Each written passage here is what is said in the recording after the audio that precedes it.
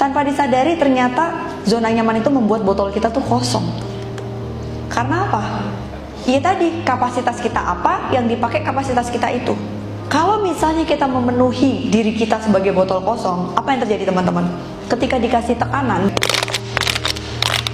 berisik botol ini, dia akan merasa tidak nyaman, dia akan mempengaruhi kanan kirinya, mungkin loh ya, bisa jadi loh ya. Tapi akhirnya semua kan indah dan pindah pada waktunya, itu belajar untuk bertumbuh kan. Atasan baru datang, ternyata yang ini komunikasinya enak, tapi kerjaan dikasih saya semua. Wah, nggak ada pilihan. Itu orang kerja begitu teman-teman. Kalau saya lihat ya, kerja itu ada dua pilihan. Yang satu kerjaannya enak, gajinya kecil, lingkungannya asik, itu dijabanin tuh. Anak-anak zaman sekarang begitu, banyak sesuai passion gitu ya, gajinya kecil tapi bertahan, ya nggak? Yang satu gajinya gede, fasilitasnya oke, tapi lingkungannya toksik, ditahan-tahanin. Mau kayak apapun, ya udah deh gue bertahan. Jadi sebenarnya mau kita pindah kemanapun sama aja, kayak atasan tadi, komunikasinya enak, kan nggak ada ya kehidupan seindah sinetron gitu kan. Jadi akhirnya bagi ini dipaksa mengisi botolnya.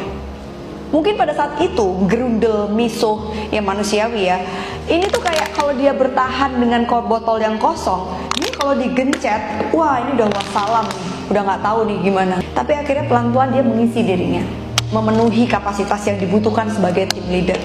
Ini yang teman-teman sekarang lakukan, gak cuma Mbak Kiki. Akhirnya Anda mau nggak mau, dikit demi dikit Anda memenuhi botol Anda, belajar sabar, connect dengan atas, connect sama bawah, ngerjain pekerjaan yang mungkin bukan job desk Anda banget, tiba-tiba harus belajar. Akhirnya botol ini mungkin belum penuh, belum sempurna, tapi ketika dia dikasih tekanan, botol ini nggak akan seberisik tadi. Mungkin berisik dikit, misuh dikit, tapi akhirnya bertahan, berdiri lagi. Padahal implementasinya tergantung manusianya itu sendiri.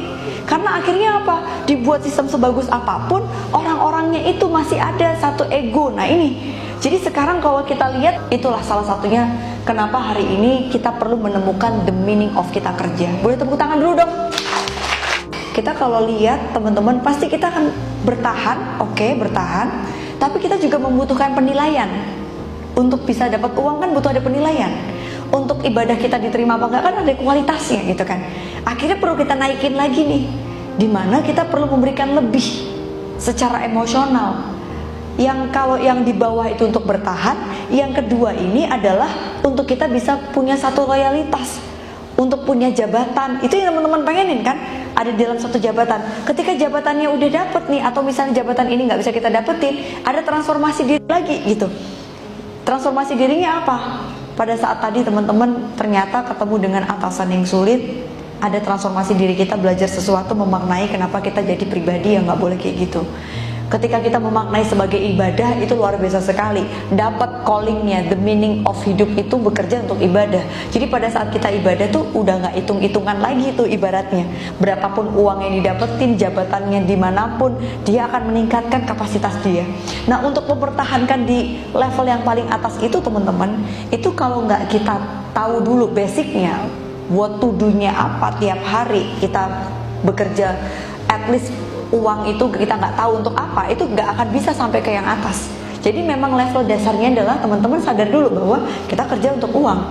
Ketika dapat uang ini mungkin kita akan dapat kebanggaan, jabatan, karir kita capai. Tapi pada saat dua ini sesuatu yang nggak bisa kita kendalikan, bagaimana kita memaknainya? Nah ini yang saya rasa perlu kita gali di sesi ini.